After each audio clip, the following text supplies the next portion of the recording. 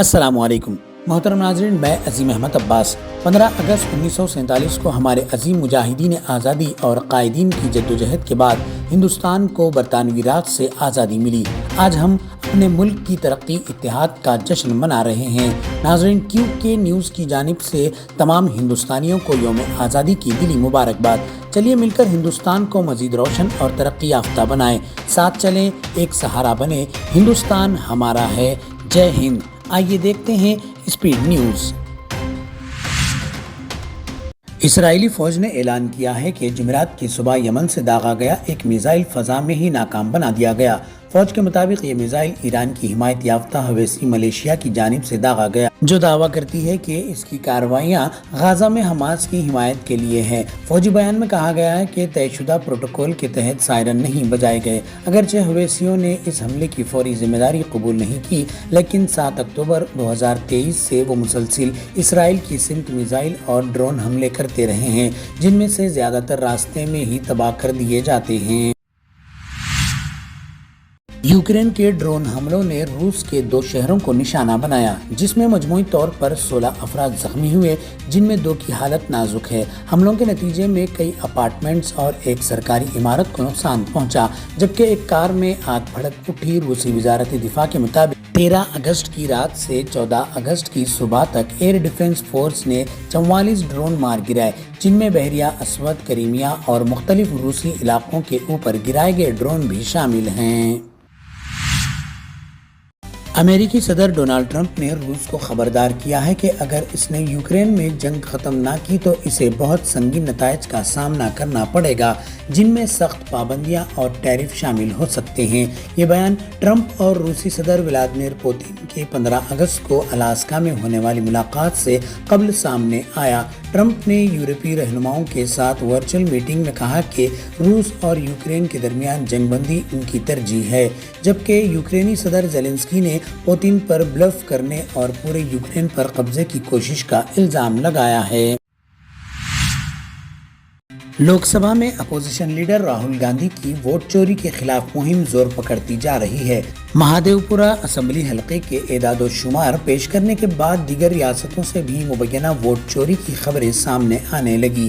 بہار میں خصوصی نظر ثانی کے بعد جاری ڈرافٹ ووٹر لسٹ میں خامیوں نے الیکشن کمیشن کو کٹہرے میں لا کر کھڑا کیا۔ ان خامیوں پر اپوزیشن جماعتیں عدالت کا رخ کر رہی ہیں، جبکہ کانگریس سوشل میڈیا پر الیکشن کمیشن اور وزیر اعظم نریندر مودی کو نشانہ بنا رہی ہے۔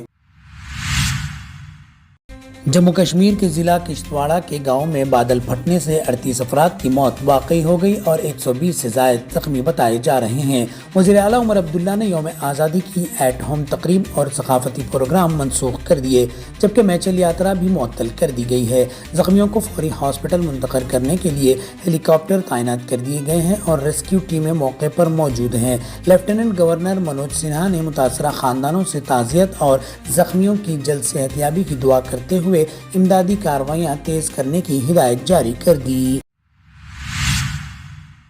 ہماچل پردیش میں موسلا دھار بارش اور بادل پھٹنے سے شدید تباہی مچی ہے۔ مختلف حادثات میں 6 ہلاک اور درجنوں زخمی بتائے جا رہے ہیں۔ مکانات، پل اور گاڑیاں تباہ ہو گئی۔ شملہ، کلو، کنور سب سے زیادہ متاثر ہوئے، جبکہ 2 قومی شاہراہوں سمیت 470 سڑکیں بند اور 721 ٹرانسفارمر بند پڑے ہیں۔ محکمہ موسمیات نے 20 اگست تک کئی علاقوں میں بھاری بارش کا یلو الرٹ اور کئی اضلاع میں اورنج الرٹ جاری کیا ہے۔ مانسون سیزن میں اب تک 247 ہلاکتیں اور 2100 کروڑ روپے سے زائد کا نقصان ریکارڈ ہو چکا ہے۔ ہریانہ کے پانی پت بوانا گاؤں میں سرپنچ انتخابی تنازع نئے موڑ پر پہنچ گیا، جب سپریم کورٹ نے پہلی بار EVM کھول کر ووٹوں کی دوبارہ گنتی کرائی۔ رجسٹرار کی نگرانی میں ہوئی گنتی میں موہت ملک 51 ووٹوں سے فتح قرار پائے، جبکہ پہلے کلدیپ کمار کو کامیاب قرار دیا گیا تھا۔ عدالت نے ضلعی انتظامیہ کو 2 دن میں نوٹیفیکیشن جاری کر کے موہت ملک کو حلف دلانے کی ہدایت دی۔ اس فیصلے نے EVM کے استعمال پر نئی سیاسی بحث چھیڑ دی۔ محبوب نگر جڑچلہ میں ایک بڑا سانحہ ٹل گیا جب حیدرآباد جانے والی RTC بس شدید بارشوں کے باعث نالے کے اوور فلو ہونے سے نیشنل ہائی وے 44 کے قریب سروس روڈ پر پانی میں پھنس گئی۔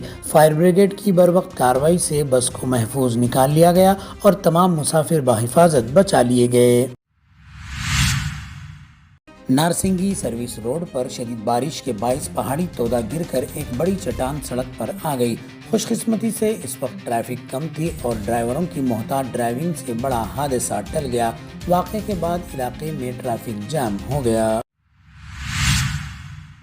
حیدرآباد میں مسلسل موسلادھار بارش کے باعث ہمایت ساگر جھیل میں پانی کی سطح خطرناک حد تک بڑھ گئی ہے، جو فل ٹینک لیول سے صرف 1.3 فٹ کم ہے۔ جھیل میں 17,000 کیوسک پانی کا بہاؤ آ رہا ہے، جبکہ حکام نے 9 دروازے کھول کر 9,900 کیوسک پانی دریائے موسیٰ میں چھوڑ دیا ہے، جس سے نشیبی علاقوں میں سیلاب کا خدشہ ہے۔ انتظامیہ نے فلڈ الرٹ جاری کرتے ہوئے شہریوں کو محتاط رہنے کی ہدایت دی ہے۔